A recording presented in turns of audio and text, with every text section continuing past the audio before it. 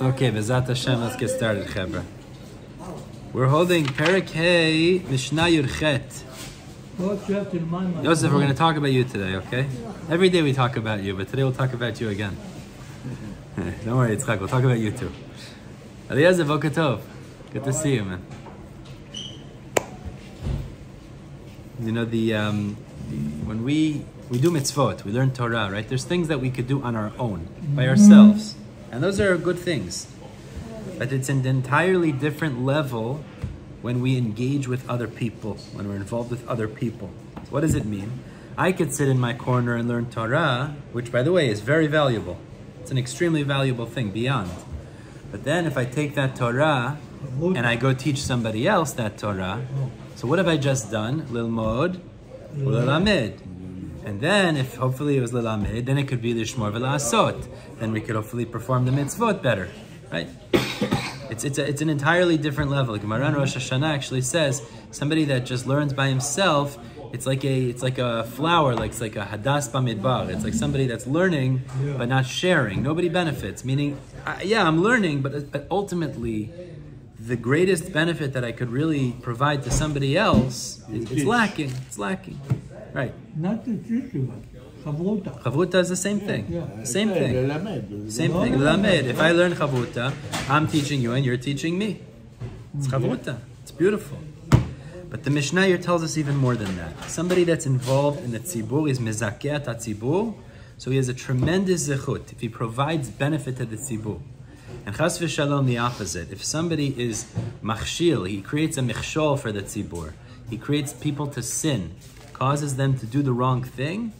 Not only is it a terrible thing because he's sinning, they're sinning, but if he's the cause for that, it's a terrible thing. We're going to see the results of that are awful. And we have an example in history like this, which the Gemara says, this is the epitome of this terrible idea. So let's see this inside now. What you do right now? What we're doing now? No, I mean, what you say, you do right now to us. Oh, we're learning. Yeah, and you do it to me.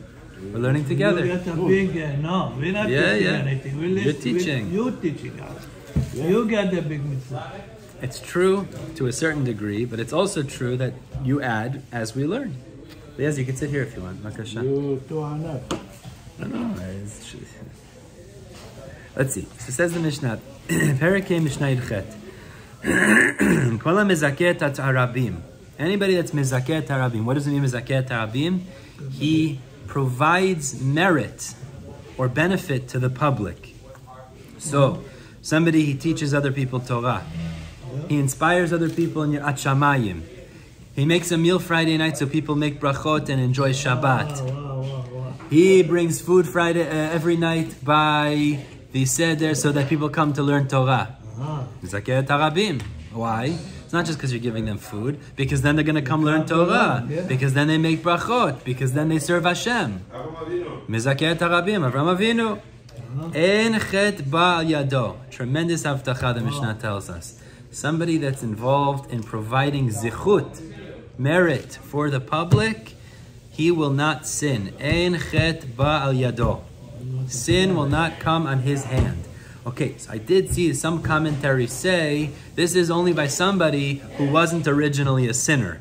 But if somebody was originally a sinner and he thinks he could just go and mezakeh et harabim and then he will stop sinning, it doesn't work that way. You also have to improve yourself. But the point is, somebody that is involved in public benefit, he's helping people learn Torah, he's helping people in Yirat Shamayim, do mitzvot, all of those things. Ein chet ba'al yado. What a wonderful avtacha. Ein chet ba'al yado. We all could use that one, right? The other way it's true too. Anyone that causes the public to sin, and we'll see there's a primary example of this in history. Somebody that not only sinned, but he caused others to sin for generations. We'll see, terrible thing. Ein maspikin biyado la'asot teshuvah. These are very strong words. Hashem does not assist him, or he will not have the ability to perform teshuvah. Somebody that is actively involved in sinning, all his life. and he causes others to sin. He's a michshol for other people. Ein maspikin biyado la'asot teshuvah. Very, very strong words. It's hard for him to Ein maspikin. Maspikin, sipuk, means he doesn't have the ability. It's a very strong language. This is something we hardly ever find. Because usually, what's that? It's like somebody say, I make sin and I make tshuva. That's same idea. But here it's even stronger. Usually, HaKadosh Baruch Hu, he says, Hashem's always open for someone that wants to do teshuvah. But somebody that sins and actively causes other people to sin, it's a very intense level that ein maspikin biyado lasot teshuvah. Is it every day at 9 o'clock? Every day. I think I'm going to start joining. Bakasha, please do. Now the Mishnah tells us the examples of these people. Who is the example of somebody who was mizaket harabim and somebody that chas v'shalom, as we said, was choteo machtiet harabim?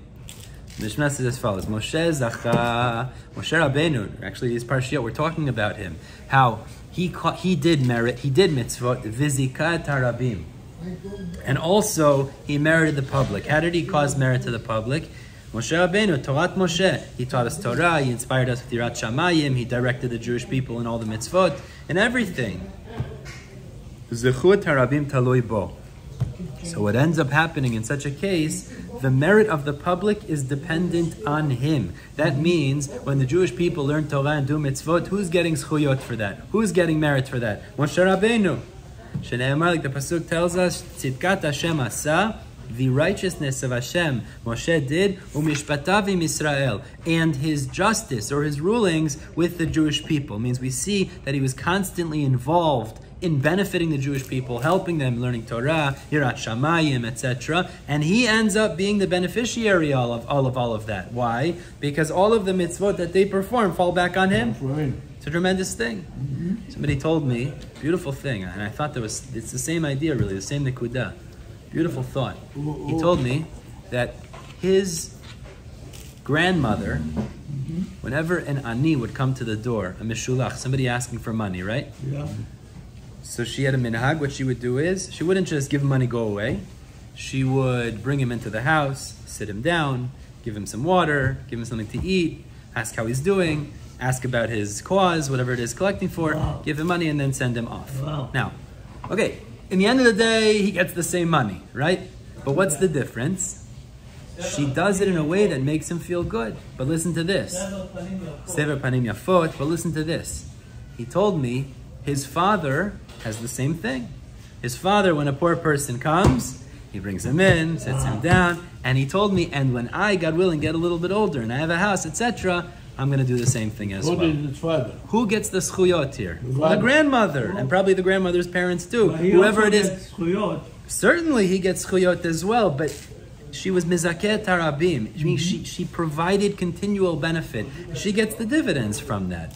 So Moshe Rabbeinu, he taught all of us Torah. Did he teach me and you Torah? Yes. How did he teach me and you Torah? Because he taught your father and his grandfather and his great-great-grand, all the way down. So all of the schuyot of all of those generations falls back to Moshe Rabbeinu. Mm-hmm. Amazing thing. Let's go the other way, and this is where it gets a little bit scarier. Yeravam chata ve'achtiya tarabim. We know Yeravam sinned and he caused the Jewish people to sin as well. And what ends up happening in such a case? Chet harabim talui bo. The sin of the public is dependent on him. It's the exact opposite. Now, what's the story with Yeravam ben Nevat? This is a very famous story the Gemara talks about. Whenever it talks about a person who was choteo machtiet harabim, it's Yeravam ben Nevat. He is like the godfather of choteo machtiet harabim. What happened there? What happened was as follows. We know, remember the first Jewish king was Shaul HaMelech.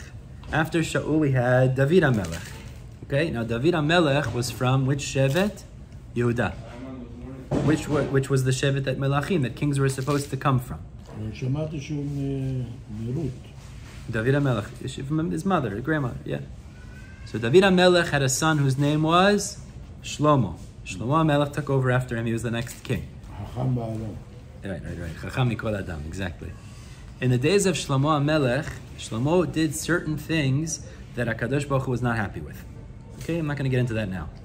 Because of this, there was a gezerah, a decree min hashamayim, that there would be a split in the malchuyot. What would end up happening was you would have Malchut Yehuda and Malchut Yisrael. Means what ended up happening was you had Judah and Israel, which actually became the split. You had the Shomron in the north and you had in the south Malchut Yehuda. That's what ended up happening. This was the split between the 10 tribes and the 2 tribes, which was Yehuda and Binyamin. Binyamin and Yehuda were grouped together. After Shlomo passed away, Shlomo's son took over as the king of Yehuda, and someone else took over as the king of Israel. Who was that? Yeravam ben Nevat. Okay? And Yeravam ben Nevat was originally a big tzaddik, and he was fitting. He was appointed by the Navi. But what ended up happening was, I'm not going to go through all the details, but Yeravam ben Nevat realized that if we continue serving Hashem like we used to, the Jews under my dominion, under my malchut, are going to realize that really the king of Yehuda is the main king, and I'm a fake king, meaning I'm not really the king of Yehuda like is the optimum is meant to be, and they're going to go back and serve him. They're going to be mevazeh me, disgrace me, and serve him. So he set up the following thing. Usually what they used to do was, the Jews would go to the Beit HaMikdash on the Regel, on the Yom Tov, and do korbanot there. He set up a system that didn't allow them to go there, to the Beit HaMikdash, and instead encouraged them to go do avodah outside of the Beit HaMikdash, which is totally asur. So he changed the system. And because of him, what ended up proliferating throughout the Jewish people, throughout the rest of Bayit Rishon, essentially, was avodah zarah. So he started, not a teshuvah movement, the opposite of a teshuvah movement, which is, he started a movement of avodah zarah that would permeate throughout the rest of Bayit Rishon, which is a terrible thing. And therefore the Navi constantly reiterates, like the sins of Yeravam, that he caused people to sin avodah zarah in the most terrible of ways. Choteu machtieh tarabim. Okay? So what are we saying? It's not just his own averot that he's responsible for. Chet tarabim taloi bo. All of the sins of his generation, and then the subsequent generations are also contingent on him, because he's the one that triggered all of that. Why he was thinking that everybody's going to go to Yehuda? When we learn the Bezat Hashem, we learn Navi, we'll talk about it. It is a very interesting story, though. We should go through it one day. But let's see that inside. Shne'emar, as the pasuk tells, Melachim Aleph, it says, Al chatot Yeravam ben Nevat, the sins of Yeravam ben Nevat, asher chata, that he sinned, v'asher achatiyat Yisrael, and he also caused the Jewish people to sin as well. So this is something also, be very careful.